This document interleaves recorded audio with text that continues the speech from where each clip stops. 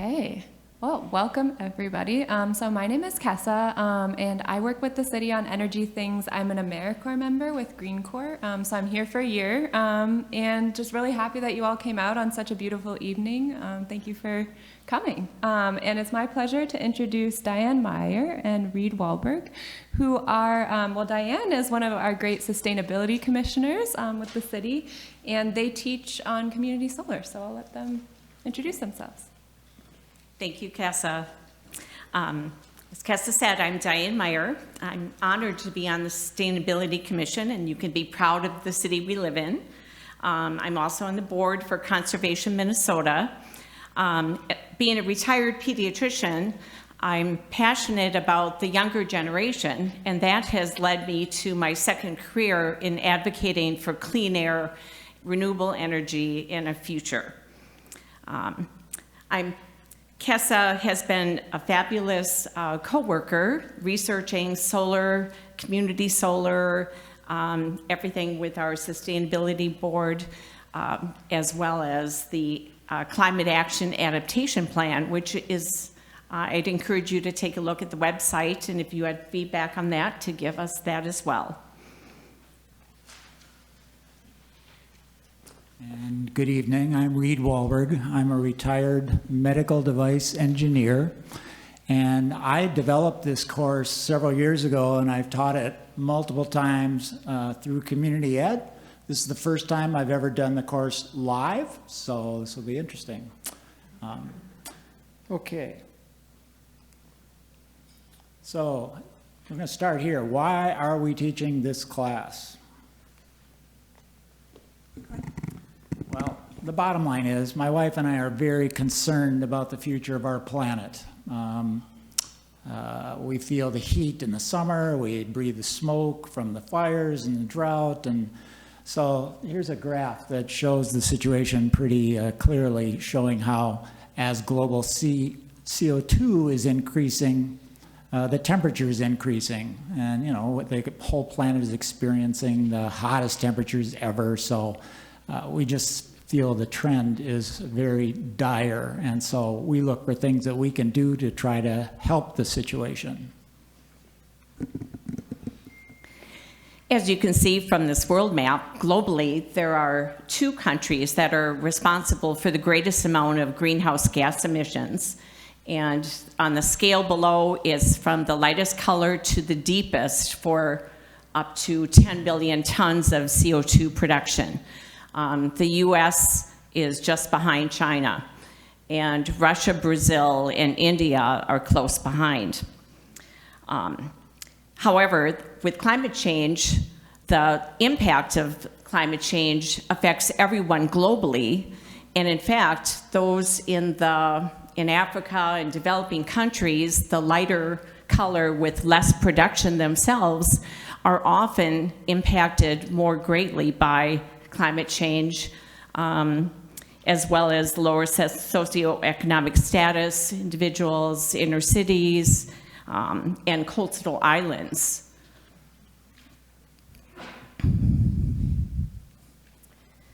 As far as sources, how do we turn the tide?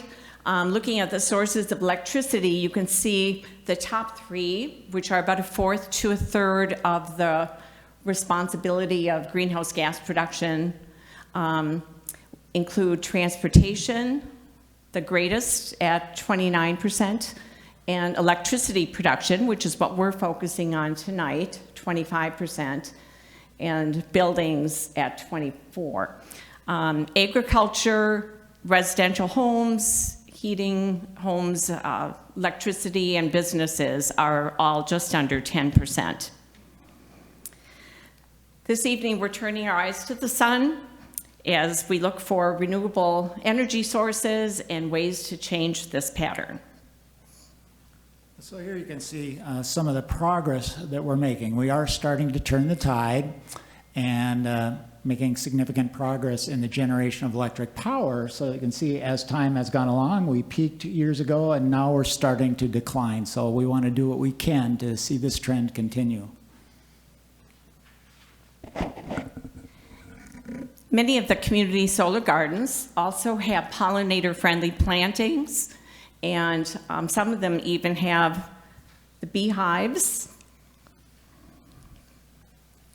And I just learned that a third of our food production is dependent on pollination. So I'm glad to see the additional bees and promoting that. And some farmers who will lease their land for some of the community solar gardens are able to plant crops, some of the perennial grains like Kernza that doesn't need cultivation. But as you can see, there's enough room between the rows that they can actually multitask. Okay, so objectives for tonight. Obviously, we're reviewing the current status of renewable energy. We're going to look at some options to support further generation of solar electricity. We're going to share with you the essentials of what it means to have a community solar subscription. And we're going to help you to evaluate community solar providers. There are a number of them. You've got a handout there with some of them, and we'll help you to distinguish the one that's right for you if you choose to go that way. All right, here's a graphic that I really love, just showing the potential of the sun. So every moment, 173,000 terawatts is striking the planet Earth. Now, how many people know what a terawatt is? Well, so the typical home uses a few hundred kilowatts per day, right? A terawatt is a billion kilowatts. And so multiply that times 173,000. So the bottom line is that sun is just an amazing source of energy, and we just need to refine our methods and technology to use that energy. Okay, here you can see how solar power generation is increasing in the US. Great progress since 2000. And as we're generating more, the costs are going down. Now you'll notice a little bit of a blip up in the last couple of years. I would suspect that, like everything else, the inflation even affected solar energy generation. But I think the trend is clearly down. All right, so Minnesota's solar power, this is from 2021. It's changed a little bit since, but this gives you a sense of the situation. Note that community solar gardens, which we're focused on tonight, was the biggest source of solar power in 2021. Utility scale, that's Xcel, they're second. And then residential, commercial, there you're talking solar panels on your roof, that sort of thing. So that's the smallest. But you may have heard that Xcel is putting in a huge solar array up in Becker. So there's going to be a big jump in that utility scale bar soon.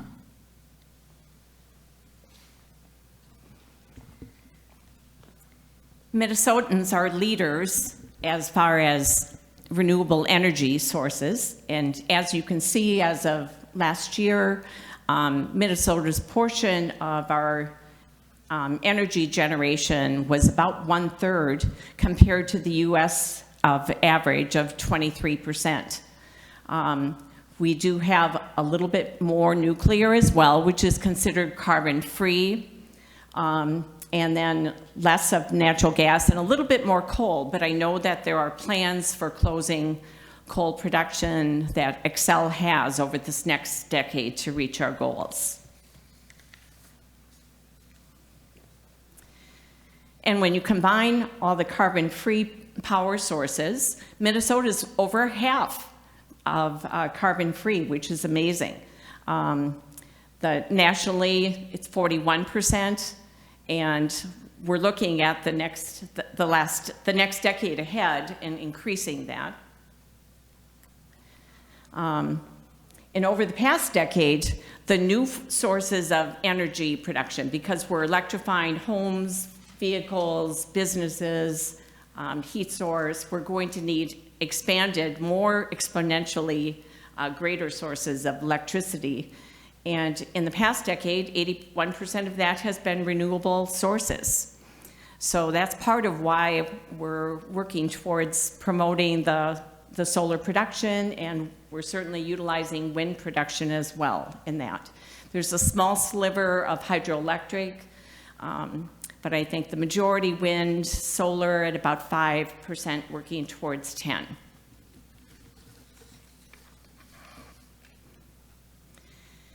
And with that past decade of increased renewables, you can see the emission rates. That's 2005 up to 22. So in the past 2 decades, Minnesota has decreased emissions by 50%. But if you look in the last decade, when we've increased renewables, it's decreased most of it at 35%. So we hope to keep that trend going.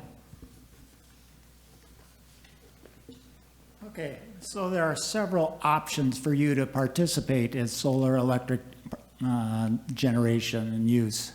You can enroll in what's called the Xcel Renewable Connect Flex, and we'll talk about each of these in a little more detail.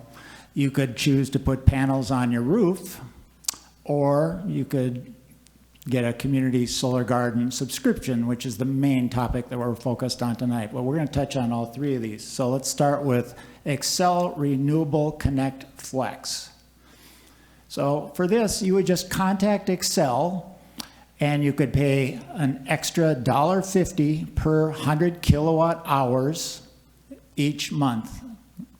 Or you could subscribe. Let's say you're typically using 500 kilowatt hours. You could choose to go 5 times $1.50 per month. So this is by far the easiest method to participate, but it's just a straight out additional cost that you would take on in order to support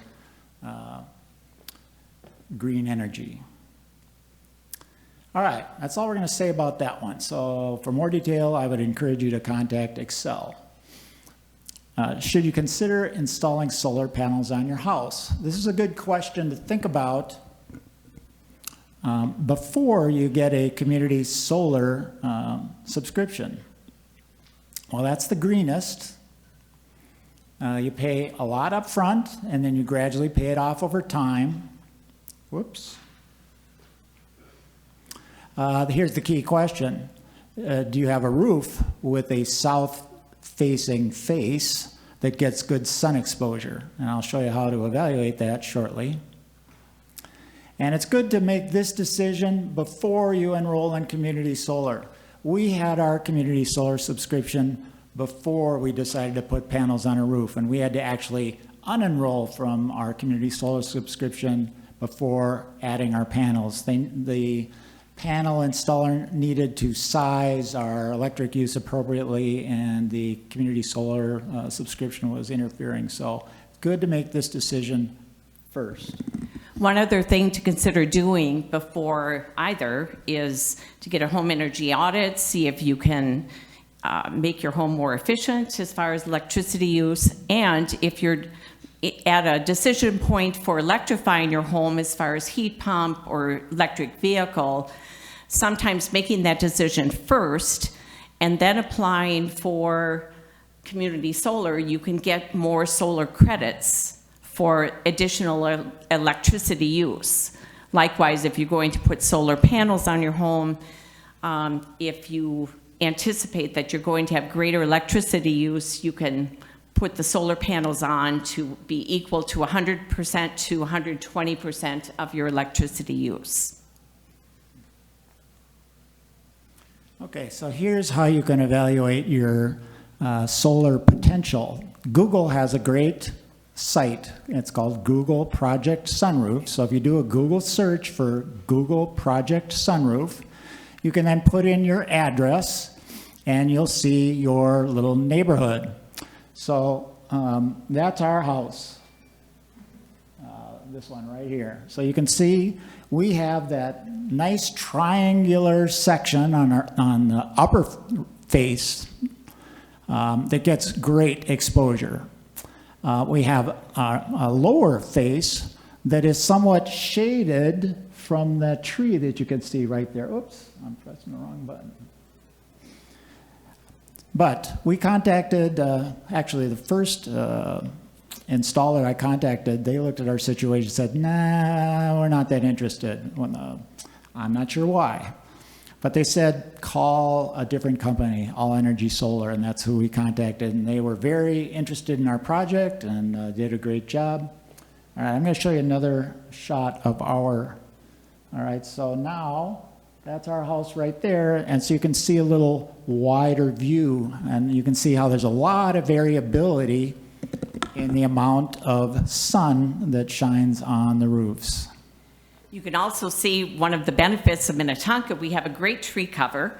We help with carbon capture and we help with heat waves, but it does impede some people from having solar panels at their yard or home. Okay, so there's a shot of our solar panels. We've got most of them up on that very bright triangle on the top face. And we had a drone visit our house and they took some pictures. So this is approximately the angle of the sun in the morning. And so you can see how that tree blocks, especially the lower panels. But after the early morning sun, the sun shines right on all the panels, and they've been producing plenty of electricity. If you don't have a good roof surface, here's another option. There's a house in our neighborhood that has panels like this mounted on the ground. Apparently it's a little more expensive to do it this way, but the slick thing about their array, and I've got to talk to this neighbor, he's a few blocks away, apparently their array can turn as the sun moves across the sky, so it's going to be facing right at the sun throughout the bulk of the day, so very interesting. Okay, so those are the first two, Xcel Renewable Connect Flex or putting panels on your roof. But now we're going to focus on the main topic of tonight, which is participating in a community solar garden. All right, so why enroll? Well, as far as we're concerned, In talking with one of the community solar providers, they had a good quip that why enroll? It's one of the easiest things under the sun to do. And a decade ago, about, Minnetonka enrolled in community solar gardens and is providing, that is providing 100% of the electricity use for Minnetonka. 85%, okay, fully. And that amount changes because electricity can go up. And the same thing for us. We are providing about 75% because our electric needs have gone up, our gas has gone down. Okay, so as far as we're concerned, the number one reason to participate is to support renewable energy production. But you can also save on your electric bill, and we'll go into more detail on how you would save, but there are savings if you choose to subscribe.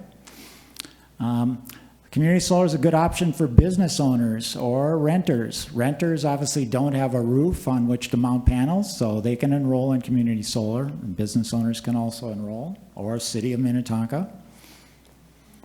So then you avoid that big upfront cost of putting panels on your house. All right, so here is a little graphic showing the essentials of community solar. So on the left, you've got the solar garden, the sun shining on those panels.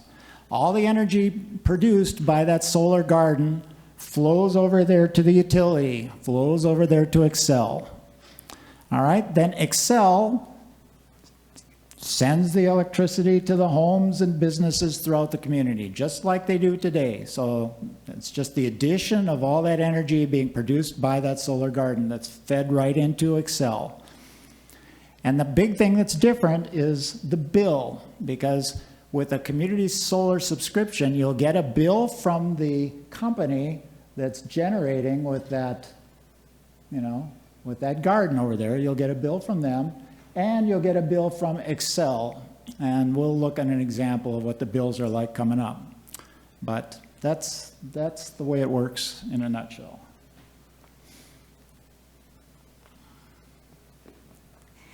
As you can see from this map, which indicates each dot represents a community solar provider.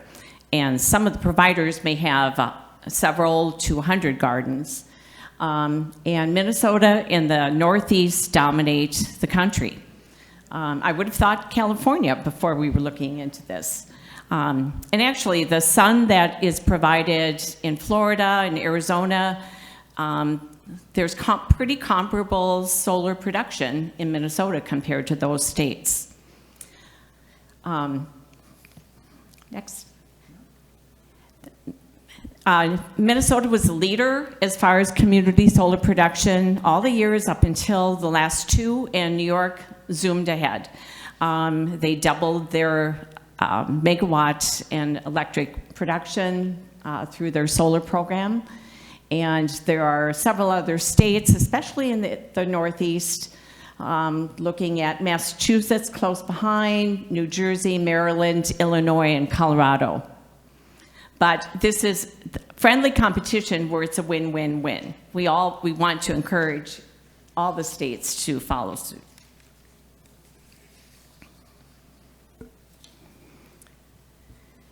Minnesota has taken a leadership role through a comprehensive approach, both legislatively and as far as changing some of the rules, which we'll go into later.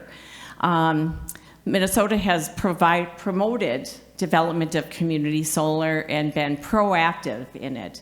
As of this year, up to 100 megawatts per year for the next several years, and then it will be a gradual decline in the amount based on what they anticipate they'll need.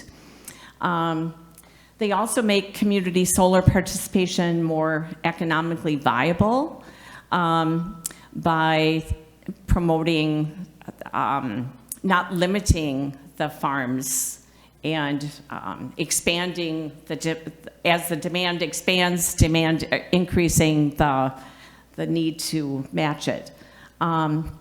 Solar energy is reduced as far as cost of generation, and that will end up benefiting all.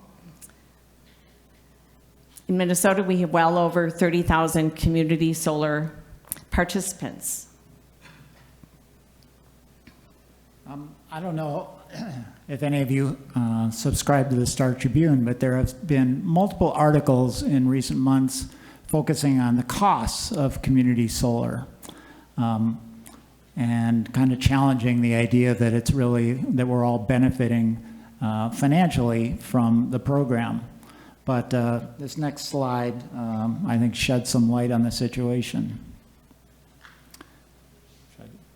So we're going to talk return on investment. And so we're going to think about the value of all the energy that's produced versus the costs of building the plant and supplying the plant and things like that. So here are the basic methods for producing the electricity. And so when you think coal, you think of all the expenditures to build a massive coal plant. And then you think of all those massive coal trains. There's a track right near our house, and we see the coal train going by. I don't know, that seems like they go by fairly frequently. That's pretty expensive. So over the life of that coal plant, they estimate that the return on investment is about 9 times the cost of building and supplying it. Well, then take wind on the other end extreme. Yes, it's expensive to put up those big turbines, but think of the costs of supplying it. That wind blows free of charge, so you get day and night. So a much greater return on investment from the renewable energies. On the other hand, the wind doesn't blow all the time, the sun doesn't shine all the time, so we can't rely entirely on that. But we definitely want to reduce the coal and probably be using more nuclear.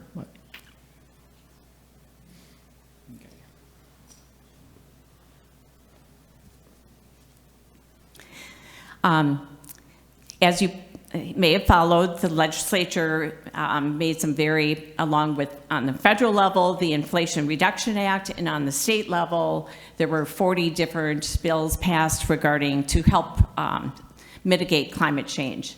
And one of which was setting a goal of joining 20 other states in the country to increase our renewable energy and to our clean energy goal to 100% coal and gas free but instead of 2050, which many of the states are doing, our goal is by 2040. And it's a stepwise goal, 80% carbon free by 2030, 90% by 2035, and 100% by 2040. There'll be a lot of changes that need to occur to be able to reach that goal, and along with that were some changes to simplify community solar gardens and expand them as well. The management of the solar gardens initially was by Excel, and now the Department of Commerce has taken them over, and they've already set up meetings with providers and businesses to interview them and to accept their application for further garden production. The garden sizes can be 5 times what they were before, up to 5 megawatts. And there are some rules as far as simplification that are beneficial for participants. For example, up until this year, we were required to participate only in gardens that would be within Hennepin County or our neighboring counties, which is still a large area, but it was, many of those gardens became full. So now it's expanded that we can participate throughout the state.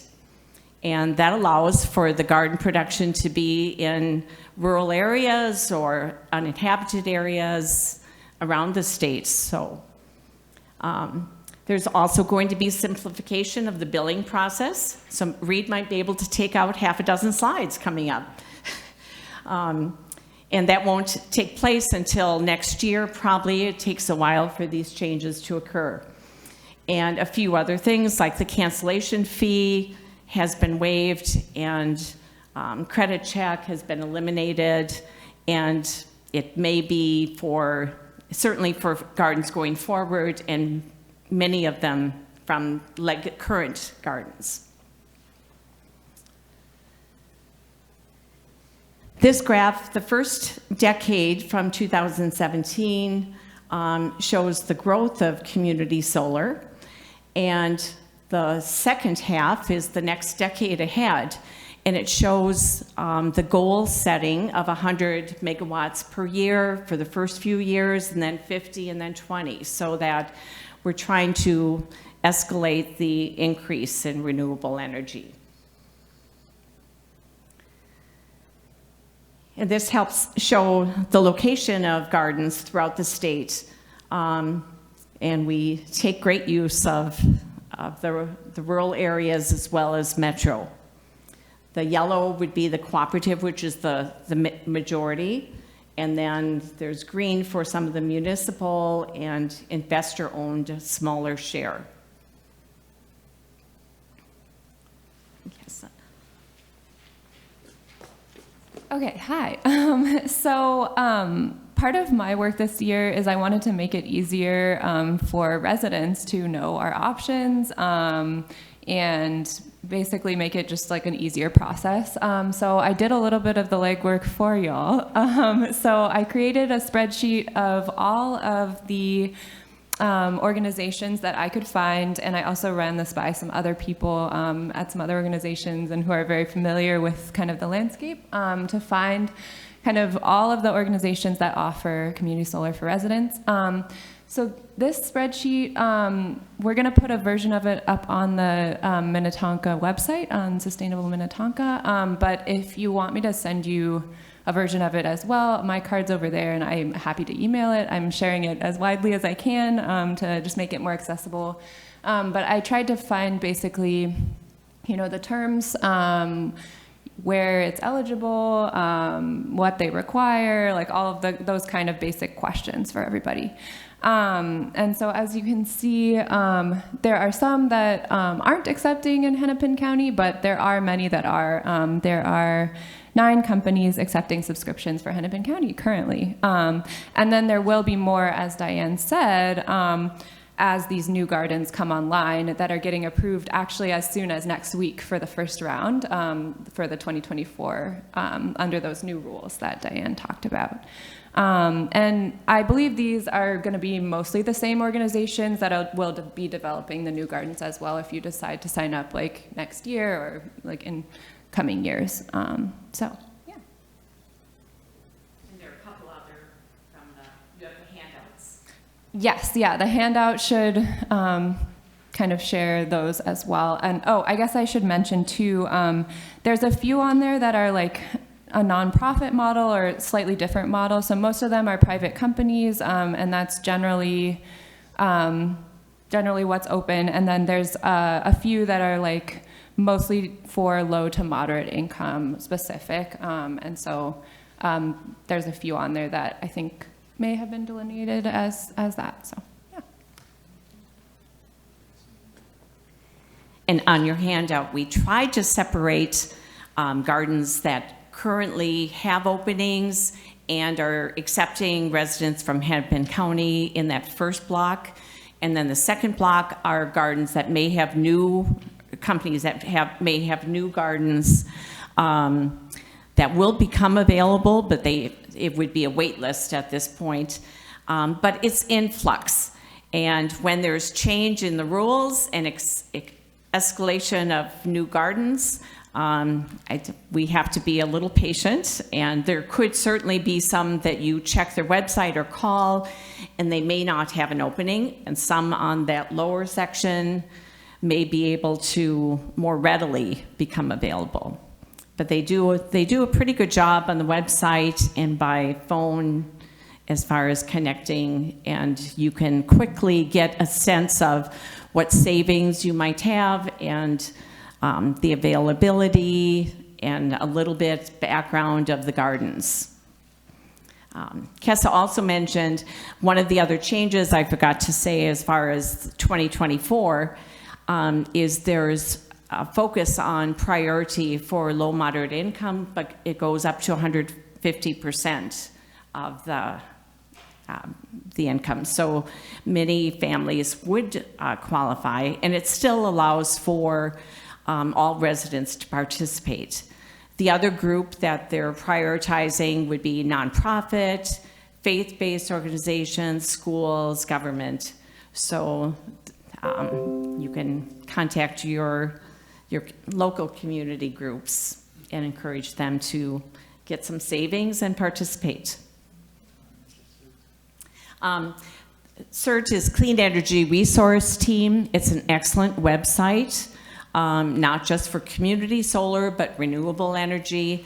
And it has also has a list, but Kessa's research in solar has updated the list that they have. So hers is the latest, greatest. And we thank you for that. Okay, so when you contact a potential provider of community solar, here are some questions that would probably be good to ask. What's the duration of my subscription? It's usually 20 years, something like that, but it can vary. Actually, this question is probably less important now. There used to be at times a fee to cancel, or you could avoid the cancellation fee by giving them notice of like 3 months, and then you could cancel. But that cancellation fee is gone, so I'm not sure that this question is as important now. How much will I save? Yeah, they offer savings. 10% is probably kind of standard, but I'm going to show an example where it's less than 10%, but that's a good question because it varies from provider to provider. Is this a legacy garden or a new build? The legacy garden, they're operating under the existing rules. The new builds will be operating under the new rules on that previous slide that we showed you. So there's a little bit difference, legacy versus new build. Is it built and operational? Sometimes they'll be taking subscriptions, but it's going to be a year before that next garden is actually online. So the ideal would be say, yep, we've got a garden ready to go and we're subscribing and you could probably be up and running in a month. So ask that question. Or it could be 6 months. Could be 6 months, yep. And then when could my subscription start? All right, and there are some other ones. If you go to that, do a Google search for tips about community solar, you can see additional questions. All right, once you subscribe, what's the situation? Well, you'll continue to get your energy just like you do today from Xcel, so no change about how you get your energy. Nothing needs to change on your house, no meter, anything like that, nothing. You'll benefit from some cost savings, and we'll explore that in more detail in a second. Your billing situation will change, and more on that. You'll get a second bill from the Community Solar Garden in addition to the bill from Xcel for the time being. If you subscribe to a legacy garden, it'll be that way, 2 bills. If it's a new build, it'll most likely be the single bill. So for new gardens, the combined bill, hopefully by 2025. All right, so here's an example. We have a subscription with Clean Choice Energy. They're currently handing off to somebody else, but we'll still use this example. So this shows, all right, when you're subscribing to Community Solar, they will ask for permission for the provider to get your historical data, historical electric usage from Xcel. And then the community solar provider will use that to figure out how much of their garden to allocate to you. And so the more electricity you use based on your historical use, the larger the share of the garden you're going to get. All right. Well, so in a given month, they generate as much electricity as they can, and then they bill you for your chunk of the garden. So in this example, you're going to get a bill from Clean Choice Energy for $84. All right, remember that, $84. Now, you're going to get 2 bills. You're going to get one from Xcel and one from Clean Choice Energy. Remember, we paid $84 to the community solar provider, but we're going to get a credit on our Xcel bill for $88. So in other words, we're saving that $4. And they often refer to that as solar credits. Solar credits, yep. So on the left, there's your standard Xcel situation. You use $100 worth of electricity, and there's your Xcel bill for $100. On the right, once you have a community solar subscription, your Xcel bill will be reduced by that credit. So we paid them for $84, but we're getting a credit here for $88. So you send Xcel $12. So $12 to Xcel, $84 to Clean Choice. You pay a total of $96. So in this example, you've saved $4. This is actually a smaller credit than you would normally get. Most of the providers offer about 10% savings, but it varies. Okay. And some of the new gardens may have even a higher percent savings for the low moderate income or nonprofit. So that's worth checking into. All right, so I put this last because I figure everything we're saying is kind of giving you a feel for what community solar is all about and the role it plays in fighting climate change, et cetera. So let's talk about what it's like to actually enroll. Yep, you fill out an application, probably online. It's a very simple form to fill in. And as I mentioned, you'll give Xcel permission to release your historical electric data to the community solar garden so that they can allocate their chunk of the garden to you. They'll study that historical electric use and take some time for this process to work. Yep, and they figure out what share of the garden to assign to you. You'll sign a contract, and then it can take a considerable amount of time before that subscription starts. And we've talked about some of the reasons for why it can take some time. Sometimes there are bonuses. There was one period, it's like 2 years ago, where they were offering, I think it was a $300 gift card to enroll, and as soon as you got a subscription, they sent you the gift card. That's the most generous one I've ever heard of, but sometimes there are bonuses.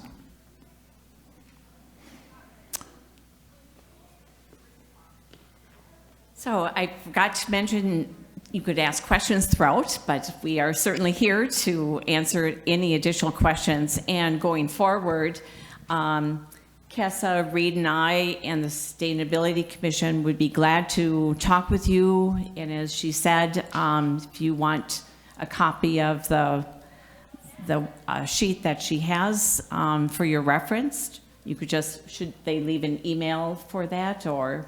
Yeah, absolutely. My card's over there, so just call or email.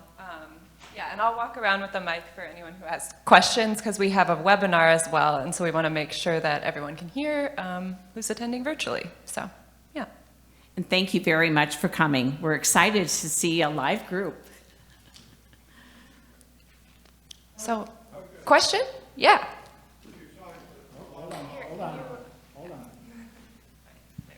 You know, solar and the incidence of using solar to produce energy in these contracts with either a utility or a company.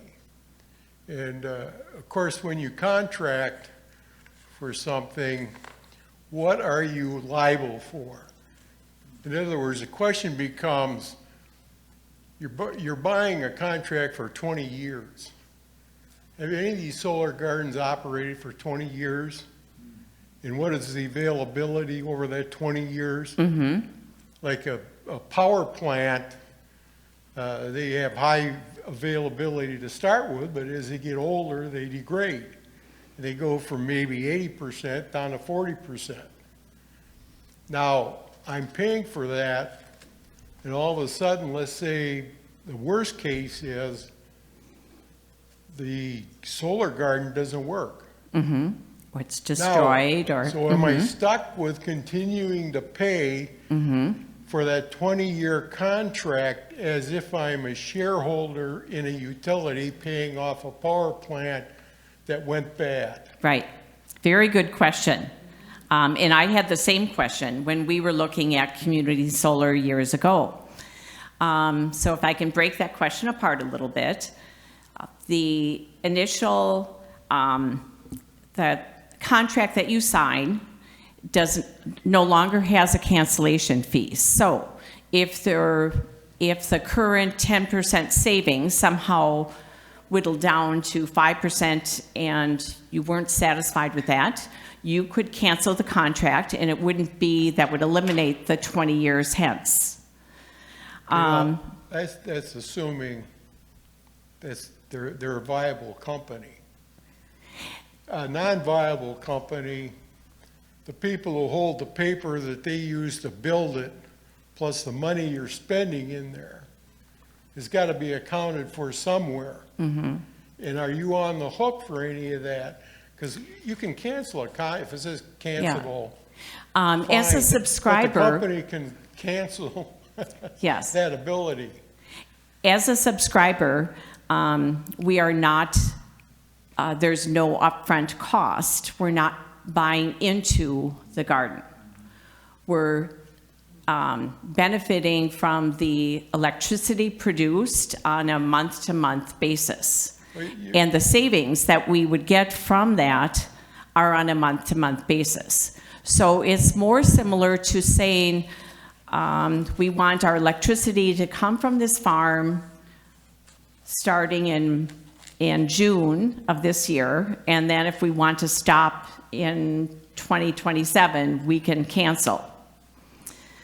You had mentioned in one of your slides that there's two ways kind of paying it. One is a higher, quote unquote, higher upfront cost, and the other one is like a rental, or a lease. I'll pay X amount, like leasing a car versus buying a car. I mean, did I misinterpret that, or? There is not, the difference would be that with leasing a car, in this case, you don't have to, you can cancel the contract. You don't have to continue it for the duration of the lease or pay the remainder. Well, there is an extra fee to get out of the contract. Can I add to this? Yes. Yeah. So the other thing I'll say is I did ask about liability. And so if the garden, for whatever reason, doesn't produce in a month, then you just pay your regular electricity bill. Like you're not on the hook for, and they won't charge you for the fee, the subscription fee that you're paying because it's not producing any electricity. So that's another piece that you asked about. Yeah. And the other thing I could speak to from gardens through the years, including ours, is for one reason or another, Clean Choices leaving the community solar market, but they are passing us to another garden. So we'll have that contract is complete, and then we'll have a new contract with the new community solar provider. Any other questions? Thank you for asking. Yeah. Oh, great. Yeah. Okay, let's go to one online, and then I see you as well. So one question was, is it possible that you would have more credits than like your Excel bill? Or is that why they're kind of figuring it out so it's only a certain percent? Yeah, they would prefer that your credit not be greater than, but if it does turn out to be greater, you'll get a greater credit, and yeah, You'll get a credit from Excel. yeah. So it'll you'll be get a check. negative $12 on your Excel bill. That's nice. Yep. Okay, we'll go to over here. You mentioned that the city of Minnetonka bought in 10 years ago, and that 85%, you said something about 85% return. Can you explain exactly what you mean by city of Minnetonka? Is it this building, the entire campus, something include operations? What's Yeah, great question. So my understanding is that the city, so all of our electricity use as a whole city, like whether that's our light posts, our parks, whatever we're using electricity for, I think we bought into multiple community solar gardens in 2017, is my understanding, and that our subscriptions cover 85% of the electricity used in the entire city. Okay, just double checking. Okay, I'm gonna go one online and then I'll go to you. Yeah, I think this might be similar to kind of the question about some costs and things that was earlier, but do you pay any money up front?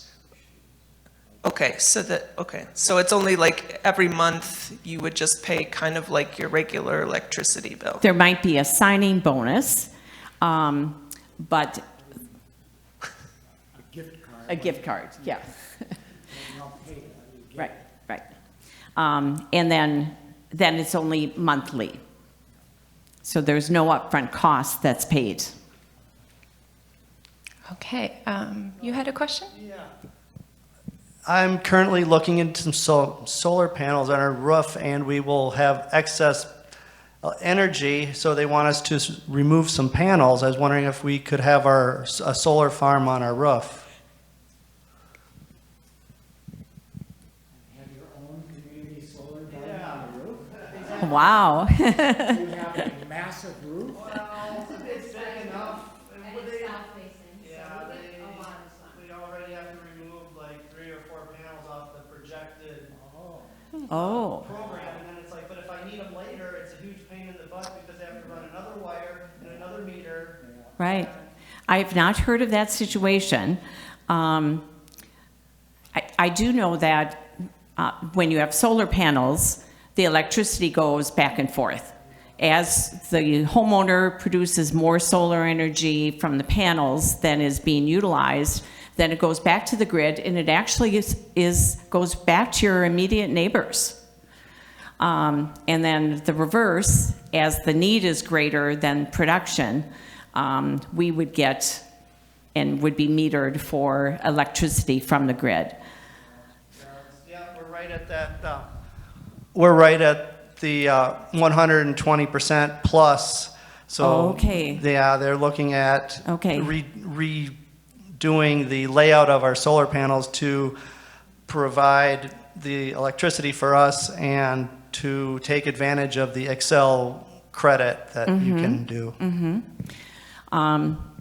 The other consideration for your household is there anything that you could convert to electrify and utilize that energy? Yeah, we just bought an EV car. There you go. And you have a level 2 charger. Working on that. And a heat pump can be electrified. You can get rid of your gas burner. But to answer your question, I'm pretty sure you cannot establish a community solar garden on your house. But that's an interesting idea. We agree with you. We considered adding additional panels later after we had our panels for a year, and the cost is exorbitant just to put another 2 panels up because they still got to get another permit. They got to do so. Do it the right way the first time. Now, It's just the 2 of us in the house, so if we were to have resale value to a family with 5 kids, they're gonna need more panels. Yeah. So, yeah, so it's- although even your existing panels will be of great value to that family of 5, your home value will definitely be It does go up. up. Okay. I was confused because you said in the beginning that you had to decide about community before you do solar panels, and now it sounds like you have both. Yes. It works fine. It's a little hard for me to understand in retrospect why they asked us to unenroll from community solar before they could size our solar panel array appropriately. But that's the way it went. So we've had our solar panels for a couple of years, and then we thought, well, I wonder if we could resubscribe to community solar. And so now we actually have 2 community solar subscriptions along with our panels. So if you're going to put panels on, I recommend doing that first, then sign up for community solar. Yes, okay, and the other question is, you mentioned that there were incentives. Is there any way to find out about these, or you just have to wait for advertising? You won't see advertising. You got the list of phone numbers there, and it's just a matter of doing some research. Yep, over here. You talked a little bit about, what's the word I'm looking for? Do you have income guidelines for households in terms of what that looks like for programs? Or is that something that you look based on the companies you provided? If that makes sense. That's a good question, and I don't have the figures. Kes, we had a contact with Hennepin County Department of Commerce. Did you Yeah. hear back? Yeah. Good. So if you look up on the HUD website, they're using that. I could also send it to you if you want. Yeah. Okay. Yeah. Yes. So it's the state, and yeah, the state Department of Commerce. Yeah, that's what the guidelines they're using. Right. Thank you for that clarification. For sure. Any other questions? Now, someone out there mentioned they're putting panels on their house. Sometimes, if there's time and interest, I show a little bit more about our array. So I'm going to do it. It'll only take a minute. There was a All right. question online about. Okay, hold on. I think their question was about companies that will do home installations. And so, do you have that information on the Minnetonka website, or? We have a workshop coming up, Okay, great. April 9. 9th. So April 9th, from 7 to 8:30, we are having a workshop on with Solar United Neighbors. So that is an organization that does group buys for the Twin Cities area. So they'll recommend like a specific contract that they've come up with a company, like a trusted company. And so they'll share about that. And then there are also lots of great companies to go with. As you may be aware, I would recommend the CERT's website again to look at those because there's a great comprehensive list of like lots of trusted companies. So that's the Clean Energy Resource Team's website.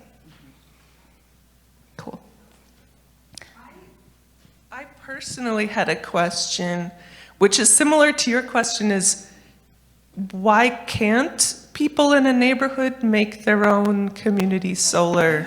Like my sister would like to have panels, and she's like, all of my neighbors, like all our houses are the same, so why can't we all get our own community solar? Maybe that's a question for Department of Commerce. I don't know. There might be, other countries do. I was at a conference in India and the Caribbean. They were putting solar panels on the hospital and senior buildings and trying to air condition one room so that there would be a cooling room for the community. They couldn't afford the whole building. Very good question. We could probably get you the contact for the Department of Commerce if anyone wants to ask that question of them. If you set up your own business like that, you're going to have to meet all the requirements of the local municipalities and the state in order to go forward with it. Yeah. And that can be quite onerous. Yeah. That's a good point. Did you have a question? Okay, and then I'll come back. Got a couple of quick questions. I checked in about 10 years ago, and over the phone, talked to some solar installer in St. Paul. He went on Google Maps, told me I have a south-facing house. The house was sold to me 35 years ago, passive solar design. And he said I had too much shade on my roof. And in the last 10 years, I've lost a couple of big trees. I mean, is the technology changed enough that maybe these panels are more effective? Have you guys done any research on shingles, for instance, or any options like that that might be better than panels? I've looked at the shingles, but I mean, and the Google, have you checked the Google site? I haven't, not recently, no. That's a very good site to give you over a time period.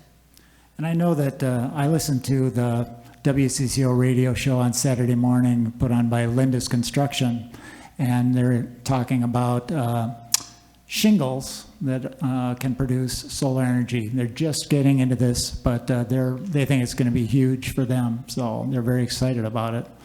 But once again, we had a shading issue, and I showed you how the shade impacts our system. So the first provider thought, kind of like you, that there's too much shading. Well, I went out and trimmed some of the branches on that tree and that sort of thing to reduce the shade. But I'm just going to show one more slide here. Here's kind of the financial picture. So our system cost, we have 16 panels on a roof, $17,000. That first year, we get a $4,500 federal tax credit. And then every year for 10 years, you get what they call the Excel Solar Reward. They take all the kilowatt hours of energy produced on your roof, and they multiply it in some figure. So they send you a check in January. So like in that the first year was a partial year, 2021, so they sent us a check for $401. And then the electric savings, you just take the amount of kilowatt hours of energy produced by our panels times the rate that we pay Excel. And so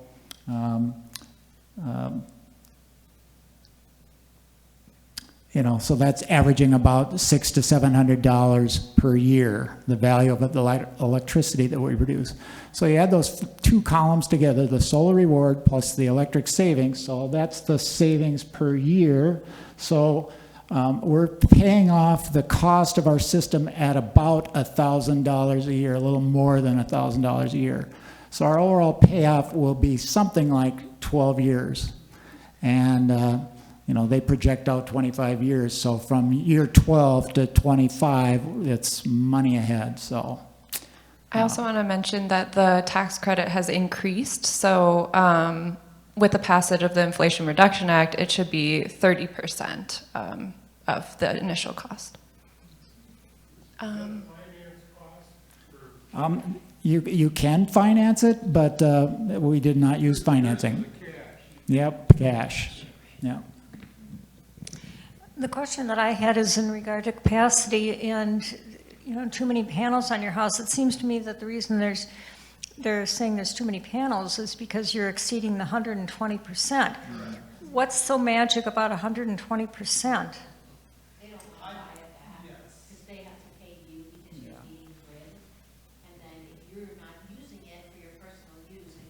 back to the grid. And then they get to sell it to somebody else, so they have to pay you a portion of it, and they won't let you reap more than 20% benefit. So that's why we can't put extra panels on for this movement case, because, because we won't use that much, because it's just the two of us right now. Okay, so it really comes down to an ethical question of of capacity, who's making it, who's benefiting from it, and they don't want you to benefit any more than that. Yeah, and they work directly with Excel and take our, they work directly with Excel and have all of our bills and stuff. So you can't make it up, like they know how much we have. So when he moves in, he's gonna have to add all of his own solar panels at an extra price. The goal is to provide for the residential utilization and not as a business. Did one of you have a question? Didn't over here? I see you too. Okay, I'll come back. Oh, you've got another mic. Amazing, thank you. To Mike Combo. Perhaps you just have a family of 5 move in for 6 months and then kind of, all right, problem solved. Yeah. Well, coming over. My question was, I think you mentioned that you actually had enrolled in 2 community gardens. Is there actually a limit on that? Because surely that surpasses the 20%.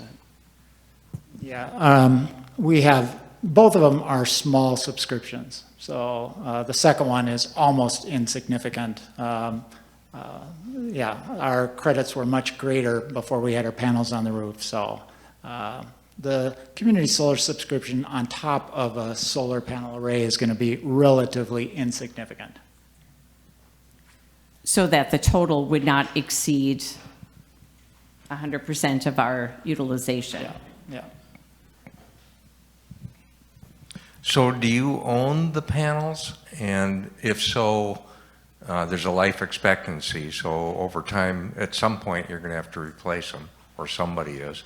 And the second part of that is, does it affect your homeowner's insurance in terms of damage to them or even potential liability if one blows off and smashes your neighbor's car or something like that? Well, when we put we definitely checked on our homeowner's insurance, and since they're attached to the house, they're covered by our homeowner's policy. They didn't increase the cost. Yeah. They're supposed to be quite durable. You figure the greatest threat is hail damage. And I suppose if softballs are falling on the roof, there could be some damage, but they're supposed to be very, very durable. They are quite resistant to hail damage, but that is a potential. The installers said that they're strong enough that they can hold the weight in the center of average adults. But I wouldn't want anyone to jump on them. So they are covered, and they're covered at full original cost, or are they depreciated? Oh, I did not ask that level of detail. Mm-hmm. Yeah, but they're supposed to last 25 years or something like that, and they'll gradually lose their effectiveness over time, but we can't detect it yet.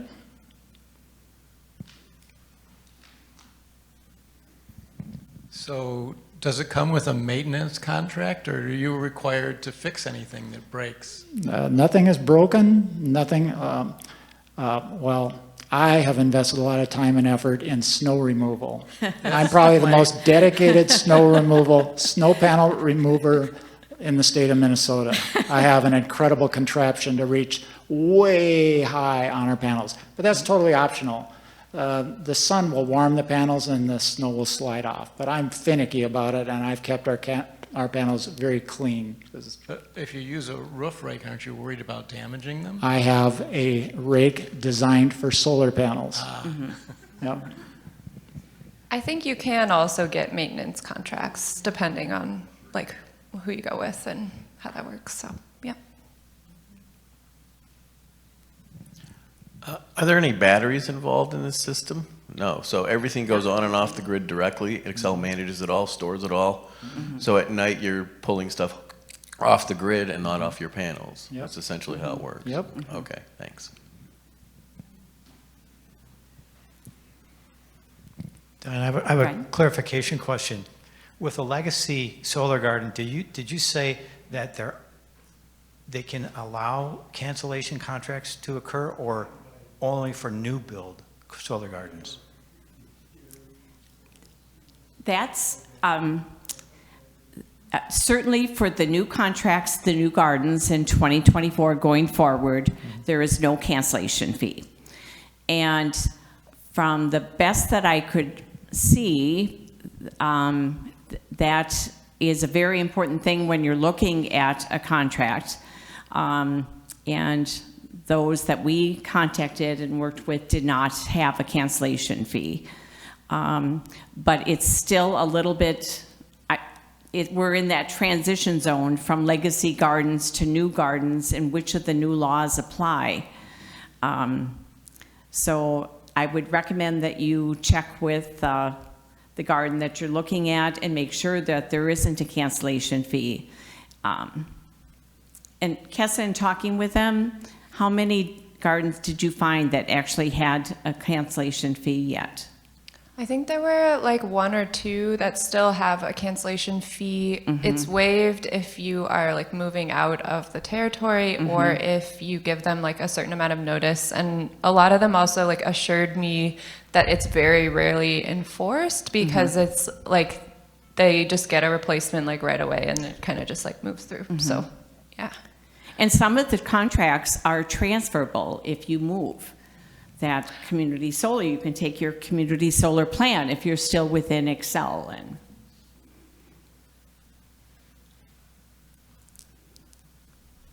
anything else?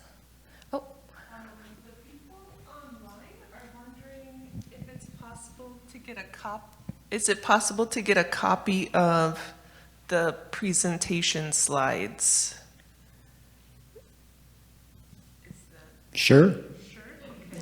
Contact Kessa and she'll pass it along. And when is the other presentation in April? yeah. So the Solar United Neighbors presentation is April 9th from 7 to 8:30 back here. Same deal. So yeah.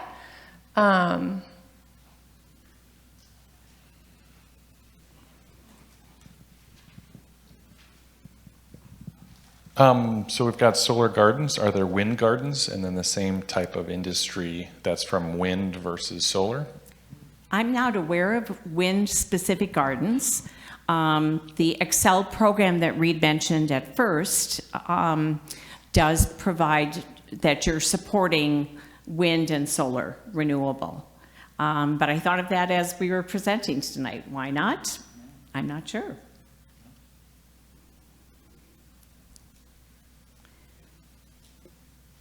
If you have land, that's rural land, that's certainly, there are many companies that would like to contract with, for a solar garden or wind turbine.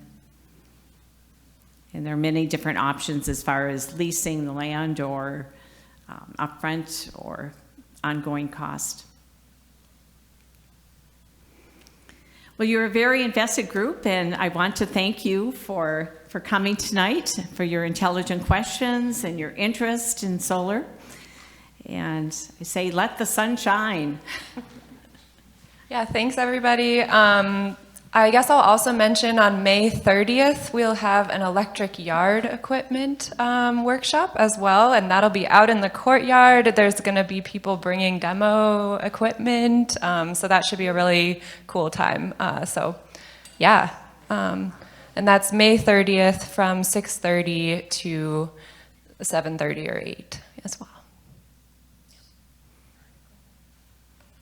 Yeah, electric yard equipment. So instead of having like a gas lawnmower or something, they have battery operated and snow blowers and trimmers and all the things. So chainsaws, leaf blowers, yeah. Cars? Cars too, although we won't focus on that as much at this workshop. Yeah. That'll be it. Yeah.